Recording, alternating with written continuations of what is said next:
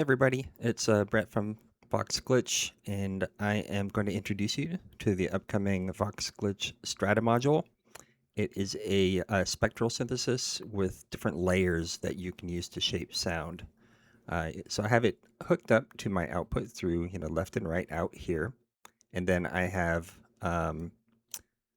we've also got volts per octave, pitch input, and a gate input.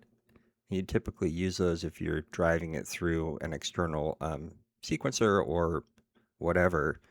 But in this case, for this tutorial, I'm just going to use this little keyboard down at the bottom. So let me go ahead and add a layer. I'm going to go ahead and add how about a chord? So you can see that there are these sources, and then there's transforms. First thing I want to add is a source. You can hear it there.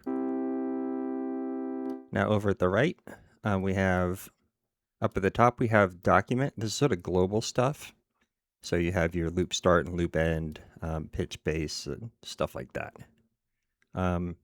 Loop release means that if you have a loop point, let's say I have loop start here, loop end here.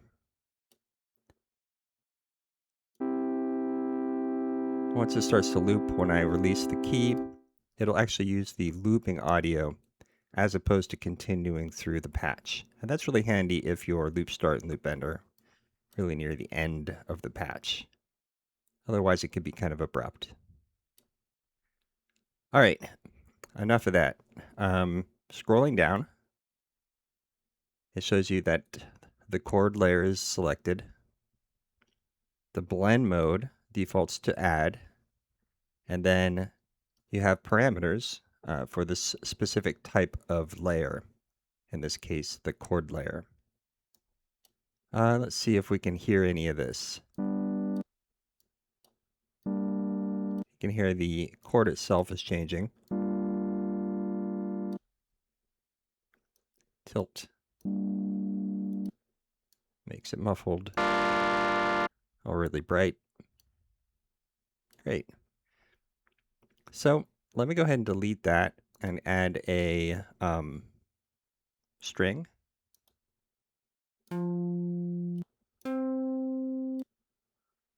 You can hear that little pop at the end. That's because it is releasing right at the end of the loop, I believe. What I want to do is probably something more like this. There we go. Now that pop is gone. And it's got its own properties. Starting to sound a little bit like a bell there. Now you can add other layers. I could do, for example, a waveform. It's sort of layered on top. The waveform's a little bit loud. Let's bring that down. So you can hear both tones there. Now if I wanted to take string here, I could also change the blend mode. So in this case, maybe I want to do multiply.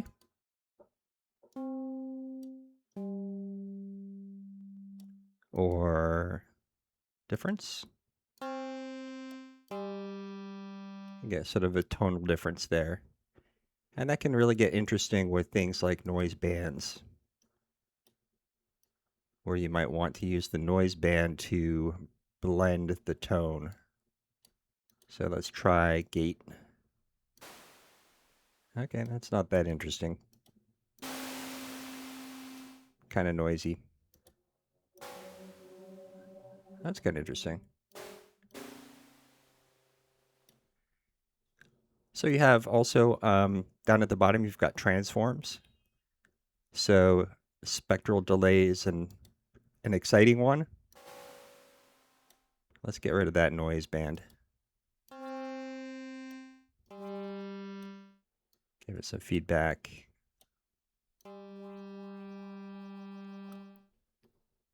And let's throw a gain in there because it's a little quiet.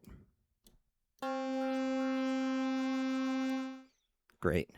I'm not a real fan of this waveform, so I'm just going to get rid of it. All right. And you can play around with the different types of transforms. I'm not going to go over them all at once. I mean, all here. But I do want to mention that for things like the transforms and even for the sources, you've got something called a mask. And the mask kind of lets you shift when things happen and how they happen. So if I wanted to, for example, kind of delay the onset of the octaves transform, I can go ahead and change the time start. Oh, it doesn't. Oh, here, I got to activate it. There.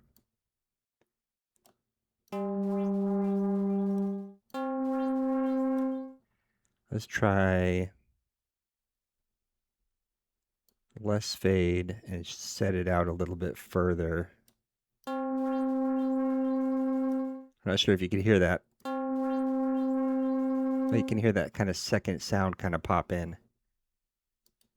We might be able to make that a little bit more obvious. There you go. And then you can also do interesting things like use that octaves. Sorry, I meant to say use something like a transform and then set the mask with a time fade, time start, maybe a bit of a time fade.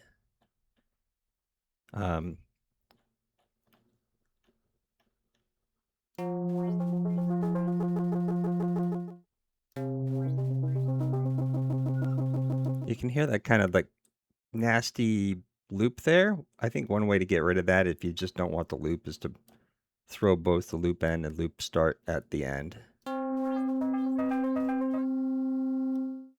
All right. Let's go ahead and go into presets because I think there should be some here. So I've got like synth bass. Use a scroll wheel to get to different parts of the keyboard. And let's try sub bass.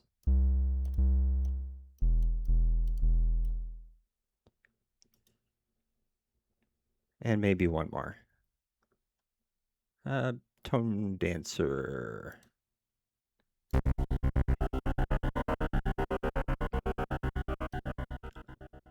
Kind of crazy.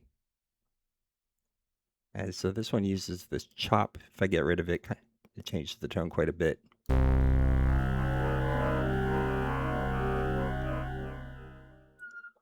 All right, I hope this was a good overview, and it's coming out soon for $15. Can't beat that price. And I catch you guys later.